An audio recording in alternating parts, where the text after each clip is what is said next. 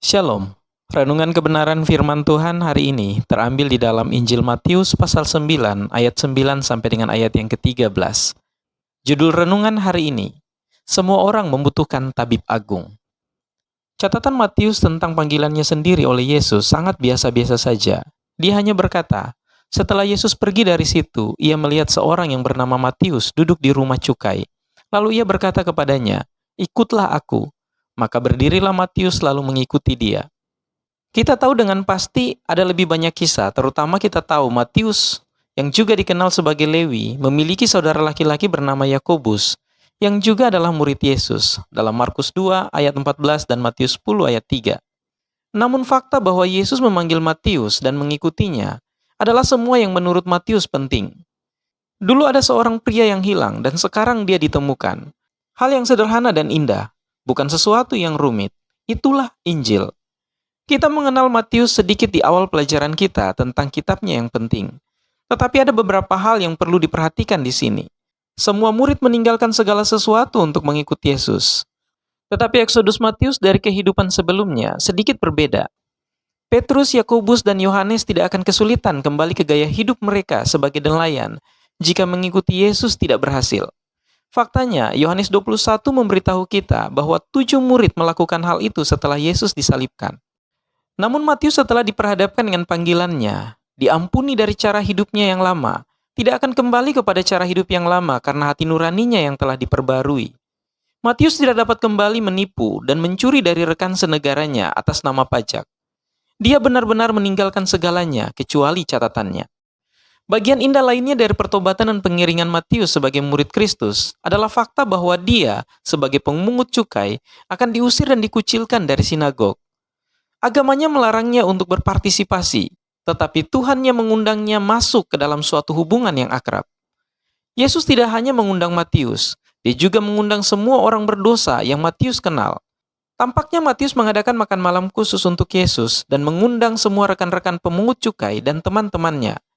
Orang-orang Farisi menggunakan ini sebagai kesempatan untuk mencoba membuktikan bahwa Yesus bukanlah pemimpin yang layak seperti yang semua orang pikirkan.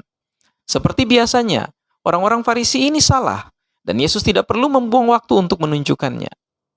Bukan orang sehat yang membutuhkan tabib, tetapi orang sakit. Orang Farisi percaya bahwa mereka sempurna. Kita tahu, baik mereka maupun orang lain tidak dapat mengklaim dirinya seperti demikian. Namun mereka tidak melihat apapun yang mereka lakukan sebagai dosa. Mereka menolak gagasan bahwa mereka membutuhkan seorang Mesias. Bagaimana seseorang dengan pandangan superioritas seperti itu dapat menerima undangan Yesus?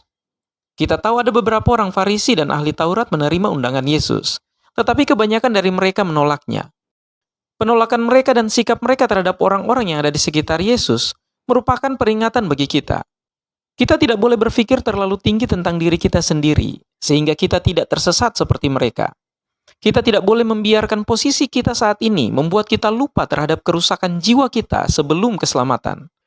Roma 3 ayat 23-24 mencegah kita untuk berpikir terlalu tinggi tentang diri kita sendiri.